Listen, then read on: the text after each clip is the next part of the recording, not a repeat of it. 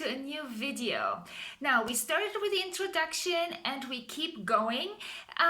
Today I'm going to talk about the irregular verbs. Yeah, I can already hear you. What is she saying? Irregular verbs? Everything is irregular in Hebrew verbs. No, sweethearts, no.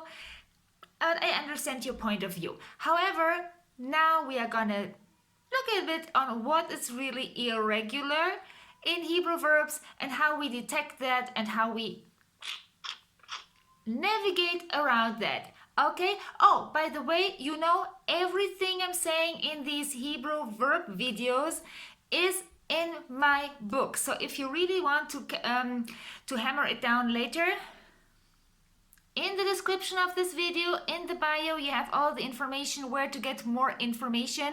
And in case you purchase through Amazon, you could always look into the book before and even give it back if you don't like it. So it's quite risk-free. Now we start.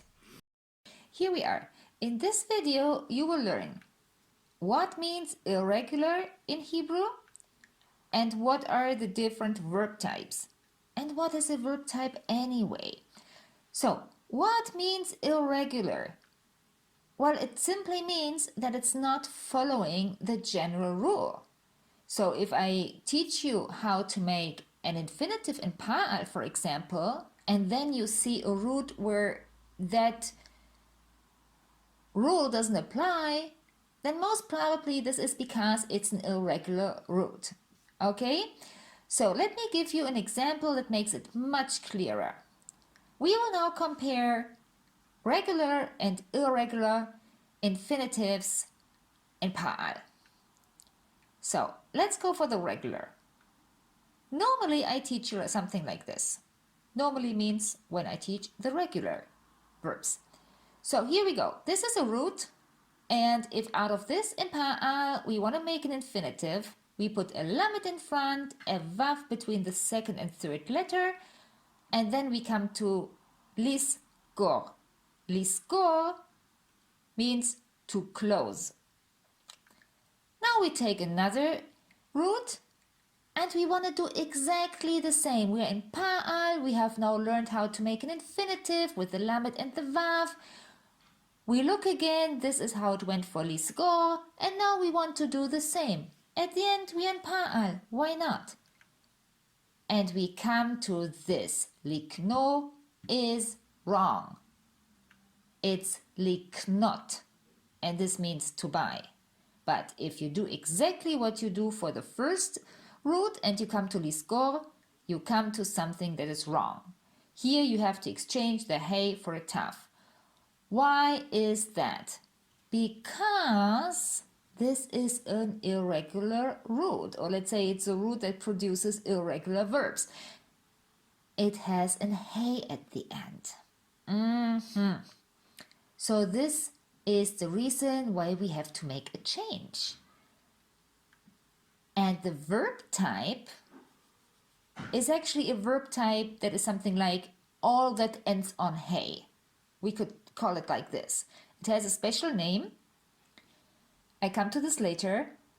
But what are verb types anyway? Well, these are subgroups of a binyan. They have their own rules. We are still in the same binyan, but some roots behave differently when we want to use them. Just a little excursion to give you an idea. In my books, I taught it like this. I explained what to do, how to make an infinitive in general. This is for pa'al, exactly like I taught you. You put a lamed in front and a vav in the middle, and I gave you examples. And then I also teach all the exceptions. The following verb types do not apply to the rule above. So now I teach you what a verb type is and what this strange thing here is. All of this I explain in the book, but we are here now in the video and I want you to get the general information. So what are verb types? Verb types are subgroups, and this one here is called lamed hey. It's a name. Just accept it for the moment. It's a name. Where does that name come from? Well, the lamed stands for third position. It says on the third position always from right to left, there is a hey. Well, that's what you see here, right? Lamed hey means on the third position there is a hey. It's a numbering system. Don't question it, just stay with me. I will give you now the ultimate survival guide for Hebrew verbs. Promised. Verb types in Hebrew are called Gizrah, plural Gizrot. If you ever come across that, this is what it is. We move on. And they look at the position of the root letters. On which position 1, 2, 3 is which letter. This is what the whole spiel here is about. It's a numbering system, as I said, and we are now looking into that numbering system, and you will never get it wrong again. Here comes an example root, blank. It's a root, right? 1, 2, 3. 3 letters, that's a root. And we had here on the right, we used a root that ended on hey. Now we put it in like this. And we see on number 3 there is a hey. Right? So far so good. Now the numbering system for Hebrew roots does not use 1, 2, 3. They simply don't use the numbers. Instead of 1, 2, 3, they say pei, ein, lamet. It has nothing to do with pa'al. Don't read it like pa'al. That's not it. It's pei for 1, ein for 2, and lamet for 3. And then if we translate this into on 3 there is a hey, then we read on lamet there is a hey. Because lamet is for number 3. Right? And this is the reason why the verb type is called lamed hey. On the third, there is a hey. Ta-ta! Remember, in Hebrew, when you want to abbreviate words, we don't use dots. We use this citation mark. So you have a lamed hey. This is what it is about. Here again, and now we look at some examples. I will now pump this into your brain, and I'm sure you will never forget. Here comes the root. We use this one. On pei, there is a yud. On ein, there is a shin. On lamet, there is a bet. This is a verb type called pei yud. Now you might ask me, hey Ruth, why is this called pei yud and not ein shin or something like this?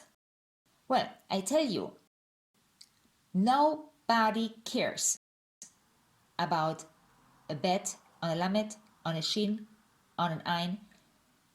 That doesn't change anything.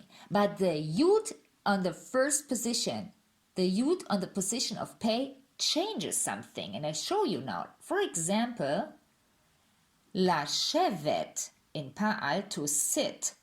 This root is the root of the verb lashevet. You don't see the yud anymore, and you added a taf. This is the rule of pei yud. So all the roots that start with a yud, you have to watch out. There's something about it. And in pa'al, it means this is how you make an infinitive. You don't have a vav, you drop the yud, and on top you add a taf. Yeah, it's a lot, but this is the root. If you ever ask yourself why lashevet has this root, or why this root comes to lashevet, this it is. Is it verb type pei yud? I have another one. Another pei yud. Yud, resh, dalet. And this makes, well, think. We had la shevet, and this is now la redet. To descend in pa'al. Infinitive in pa'al without vav, without a yud, and adding a taf. This is what pei yud is about. You get the idea? Well, this is the whole story about irregular verbs. Let's go through this lamed hey thing. Here we have bet, nun, hey. We have learned that with hey at the end, we have to put a taf. And here we go. Live not, to build in pa'al. Live not. A very similar one, another verb type, lamed hey, is the one we used. And in order to say to buy, liknot, again you have to drop the hey and put a taf. Kuf, nun, hey, and the hey gets replaced by a taf. This is the rule of lamed hey for pa'al infinitives. Guys, this is the whole subject of irregular verbs. This is why I always say start with regular verbs. Don't go into the things that really screw up your the order in your brain. Stay with what you know, and this is for later. But when you come to it, that you recognize what it is, and there is order, there are rules. I've listed them all in my books. And for all, I gave explanations. This video was about raising your awareness about what it is. I hope I did a great job. Bravo, bravo, you made it to the end of this video. I hope it helped you to figure out what is really regular and irregular. And I hope you're not more confused than before. As I said before, there is information for you in the description of the bio and in the description of the video. Not the description of the bio, in the bio of the video, where you can find the books with this information in 4 languages. Okay, Neshikot, see you in the next video.